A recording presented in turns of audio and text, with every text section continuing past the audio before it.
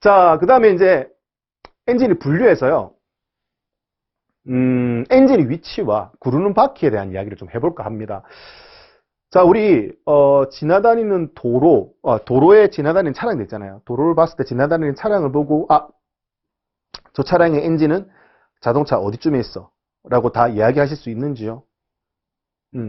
승용차 지나가는 거 봤는데 승용차 엔진은 뭐 대부분 다 뭐 앞에 있다. 뭐 차 좀 관심 있으신 분은 아시겠지만 차에 대해서 전혀 모르시는 분은 좀 대답하기가 쉽지 않다라는 겁니다. 근데 우리 이미 벌써 다 알고 있어요. 어떻게 하느냐? 자, 일상생활 하시면서 고장난 차량을 보신 적 있을 거예요. 고장난 차량이 보통 갓길에 대어놓고 어딜 열어놓잖아요. 그 열어놓는 위치에 대해서 한번 생각해 보시면 뭐다? 차종별로 엔진이 어디 있겠다라고 대충 감을 잡으실 수 있어요. 무슨 말이냐? 자, 대부분의 승용차나 RV 차량들은 여기 앞에 본닛이라고 하는 부분, 이 부분을 열어서 어떻게 점검한다, 고장났다라는 내용을 많이 알리기도 합니다. 그러면은 여기 열어서 여기 안에 뭐가 있기 때문에 엔진이 있기 때문에 이 부분을 점검을 하겠다는 의미로 열어놓는 거죠. 그래서 대부분의 승용차, RV 차량들은 엔진이 앞쪽에 있다라고 보시면 되겠고요.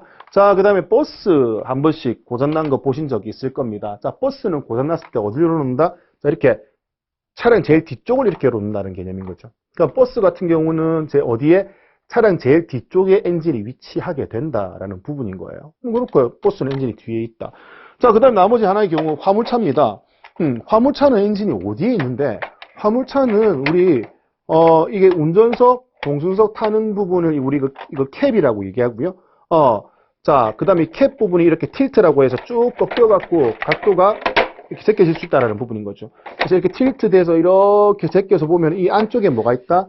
엔진이 위치한다라는 개념인 겁니다. 그래서 자동차 전반적으로 봤을 때 화물차 엔진은 어느 쪽에? 앞쪽에 있다. 우리 캡 오버형이라고 얘기했던 부분이죠. 캡을 제끼게 되면 엔진이 나오게 됩니다. 그래서 이런 엔진이, 화물차는 엔진 앞쪽에 있어. 그러면은 정리를 하자면은 승용차, RV차, 화물차는 엔진이 앞쪽에, 버스는 어디에? 엔진이 뒤쪽에 있다라는 개념인 거죠. 그래서 그렇게 구분을 지을 수가 있고요. 자, 이제 그럼 구르는 바퀴는 어떻게 결정이 되느냐? 우리 뭐 전륜구동, 후륜구동, 사륜구동 이런 거 들어보셨잖아요. 그래서 그런 구르는 바퀴를 선택하는 것과 관련된 영상을 조금 이해하기 쉽게 제가 촬영을 해놨습니다. 그래서 교재 21페이지에 QR코드가 보이실 겁니다. 하단부 아래쪽쯤에 QR코드가 있는데 그 QR코드를 스캔해서 보시게 되면은 실제 구르는 바퀴가 어떻게 결정이 되는지에 대한 이야기가 나왔으니까 그거 한번 보고 영상 계속 이어보시면 좋겠습니다. 자, 보고 오셨습니까? 자, 키워드가 뭐예요? 키워드. 앞바퀴, 전륜, 후륜 선택하는 그 키워드가 뭐다? 무게 중심이었습니다. 자, 그래서 무게 중심이 어디 있느냐를 생각해 보면은, 저 차량은 전륜구동, 후륜구동, 그리고 이제 포장된 도로만 달리는 게 아니라 비포장 도로로 달릴 경우가 있을 겁니다. 그럴 때는 어떻게 한다? 네 바퀴 다 구르는 게 슬립 없이 엔진에서 동력을 만들어서 만드는 동력을 그대로 바퀴를 굴려가지고 차체를 움직이는 데 쓸 수 있다는 겁니다. 바퀴 미끄럼 없이요.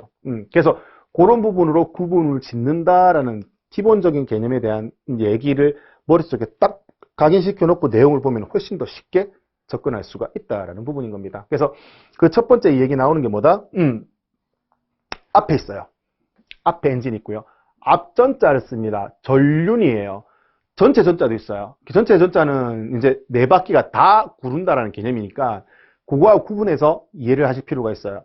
그래서 우리 뭐 시험 칠 때 한자는 안 나오지만 같이 전륜이라고 해도 전체 전자인지 이게 앞전자인지 구분하실 수 있어야 된다. 내용을 보시고요. 그래서 앞 엔진의 전륜, 이건 앞전자를 쓴 거겠죠. 전륜 구동 방식에 앞에 엔진이 있고 앞바퀴가 구르는 방식. 그래서 프론트 엔진, 프론트 휠 드라이브 방식의 약자를 따서 F 방식이다라고 이야기를 하는 겁니다. 그래서 얘 같은 경우는 앞쪽으로 모든 걸 다 몰아놨습니다. 그래서 그 몰아놓은 영상을 간단하게 한번 볼까요? 예, 보시면은 여기서 지금 플래시에서 이게 이제 전륜 구동 방식인데요. 자, 지금 보시는 것처럼 우리 본닛을 열었을 때요.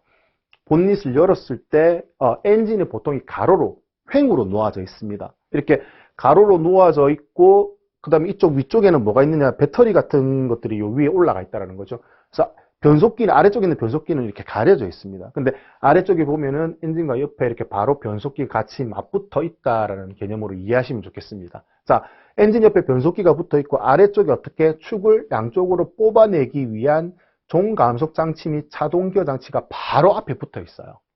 그래서 이제 앞쪽으로 차축을 꽂아가지고 앞바퀴를 구르는 형식으로 제작을 했기 때문에 모두 무거운 것들, 기계적 장치들이 오일을 포함해서 무거운 기계적 장치들이 전부 다 어디? 앞쪽에 위치합니다. 앞쪽에 다 위치하고 앞바퀴, 앞에서 연료 태우고 앞바퀴에서 전부 다 구르면 앞에 다 끝나요. 근데 뒤에 어떻게 된다? 별로 할 건 없어요. 뒤에 할 거 없으니까 뒤에는 전부 다 뭘로? 사람이 타거나 짐을 실는 공간으로 활용할 수 있다는 겁니다. 그래서 공간 활용성이 굉장히 좋아요. 그리고 이제 뒤쪽으로 동력을 전달해서 뒷바퀴가 구르는 형식이 아니기 때문에 뒤쪽으로 동력을 전달한 축이 필요 없다라는 겁니다. 그 축을 우리 추진축이라고 이야기를 하거든요. 그래서 이런 개념이에요. 지금 보시는 것처럼 후륜구동을 하기 위해서 일단을 해서 기어를 놓고 뒷바퀴를 굴리게 되면 보시는 것처럼 앞에 엔진이 있어요. 그리고 어느 바퀴가 뒷바퀴가 굴려요.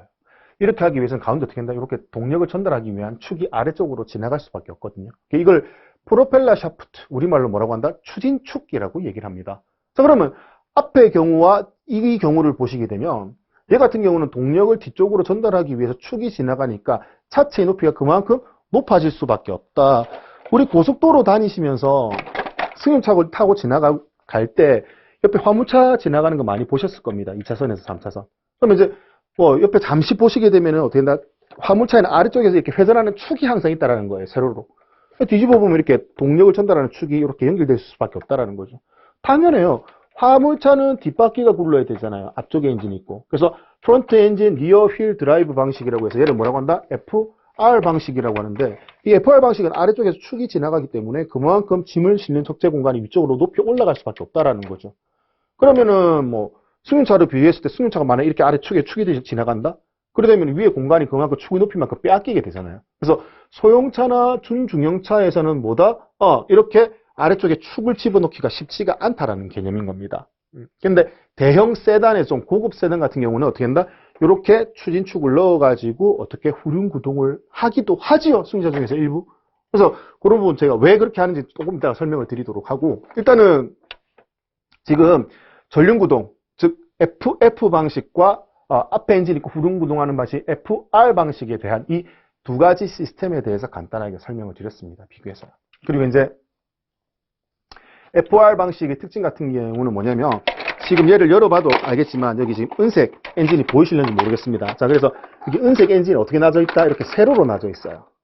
그럼 자동차 아까 승용차는 열었을 때 가로로 이렇게 엔진이 있는 반면에 횡으로 있는 반면에 얘는 들었을 때 어떻게 종으로 이렇게 엔진이 위치합니다.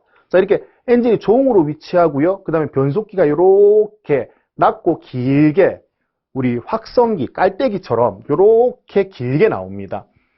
얘가 길어지면, 변속기가 길어지면은 동력을 전달하는 축, 추진축은 짧아져도 되거든요. 동력을 전달하는 축이 길어져서 좋을 거는 하나도 없어요. 왜? 길면은 이렇게 구분 진동이라고 해서요. 이렇게 회전하면서 굴렁굴렁거릴 확률이 높아지거든요. 그래서 얘를 짧게 가져가고 뒤쪽으로 동력을 전달을 한다라는 개념인 겁니다. 그래서 일단 전류는 가로로 엔진이 있고 후륜은 이렇게 세로로 엔진이 놓아져 있다라는 것부터 큰 차이가 있다 이렇게 보시면 되겠습니다. 자, 그래서 기본적으로 플래시를 보면서 두 가지 엔진의 특징에 대해서 설명을 드려봤고요. 자, 그러면 이제